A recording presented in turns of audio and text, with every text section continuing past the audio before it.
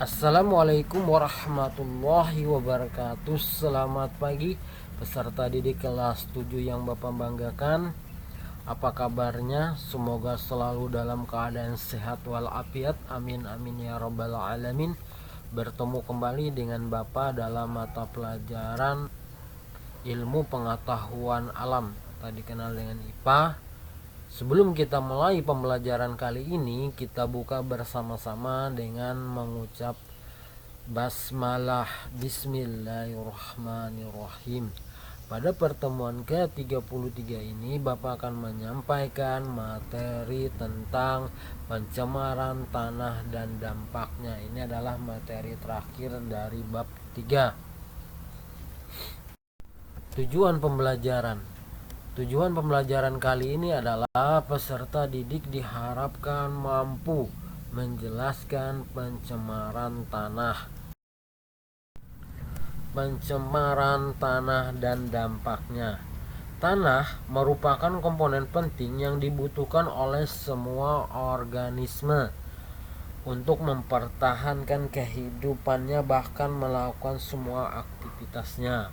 Oleh sebab itu, kelestarian tanah hendaknya perlu dijaga. Jika terdapat zat-zat polutan yang masuk ke dalam tanah dan menyebabkan kualitas tanah berkurang, maka tanah dalam kondisi tercemar.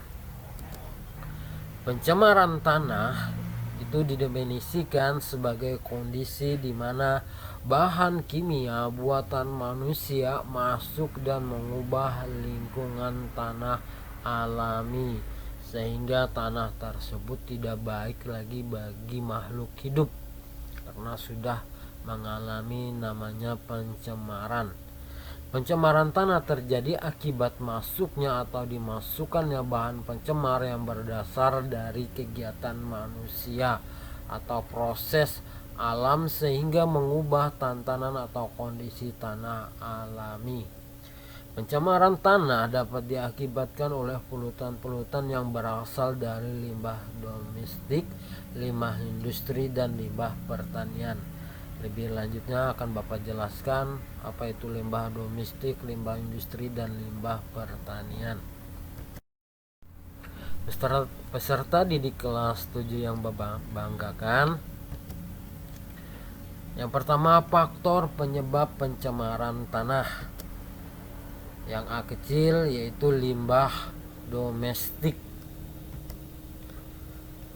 Limbah domestik merupakan limbah yang berasal dari daerah pemukiman penduduk seperti tempat usaha, yaitu berupa warung, kios, dan lain-lain, hotel, pasar, kantor pemerintah, dan tempat swasta. Yang mana berdasarkan sifat zatnya, limbah domestik dibedakan menjadi dua macam, ya, ini limbah padat dan limbah cair. Bisa dilihat pada gambar di bawah ini. Nah, ini adalah salah satu limbah padat. Itu bisa berupa plastik, botol, ya, kayu, ya, bekas-bekas kardus, pokoknya yang berupa bekas-bekas yang sudah tidak digunakan lagi, dibuang sembarangan sehingga menjadi limbah. Nah, kemudian di sampingnya adalah limbah cair. Ini biasanya dari limbah pabrik atau hotel, ya, nah, tempat-tempat swasta. Yang B, limbah industri.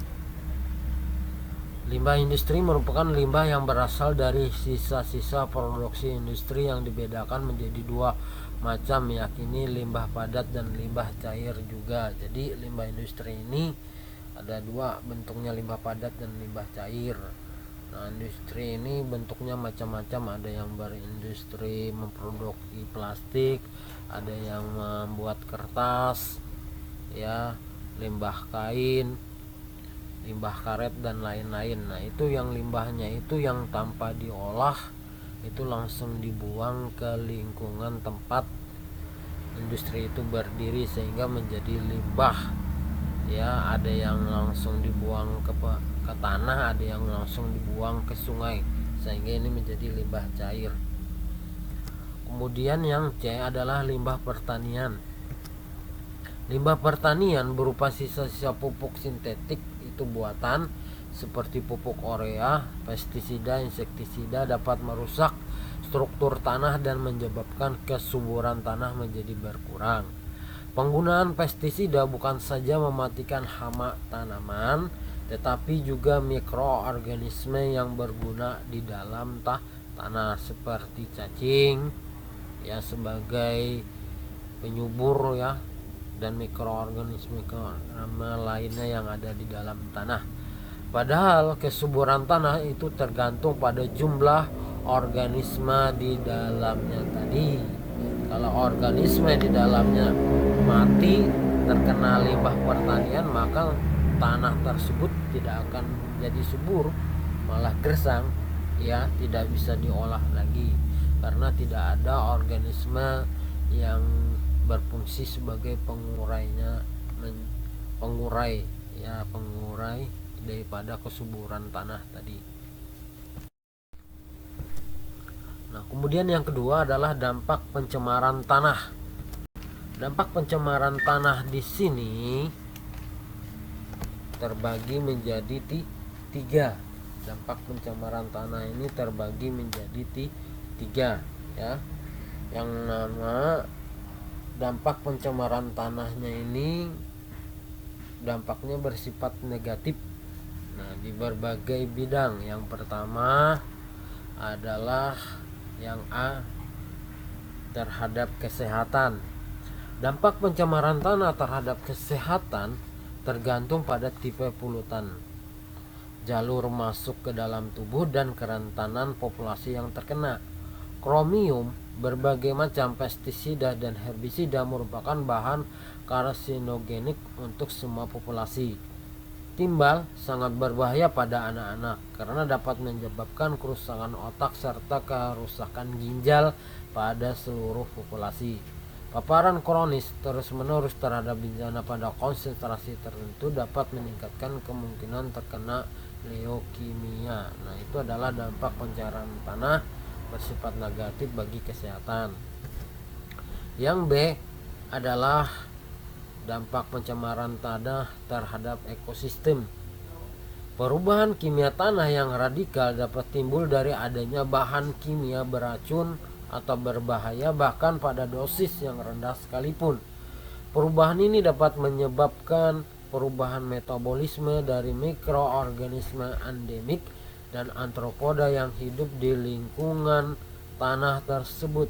Akibatnya bahkan dapat memusnahkan beberapa spesies primer dari rantai makanan yang dapat memberi akibat yang besar terhadap predator atau tingkatan lain dari rantai makanan tersebut. Nah, ini adalah dampak pencemaran tanah yang bersifat negatif bagi ekosistem.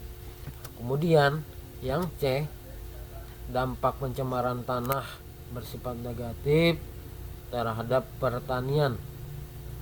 Pencemaran tanah dapat menyebabkan menurunnya hasil pertanian. Hal ini karena struktur kimia tanah yang berubah dan kesuburan tanah menjadi berkurang karena bahan-bahan seperti penggunaan pestisida tadi, insektisida yang bisa mengubah susunan struktur ataupun kesuburan tanah tadi menjadi berkurang. Yang ketiga adalah cara penanggulangan pencemaran tanah.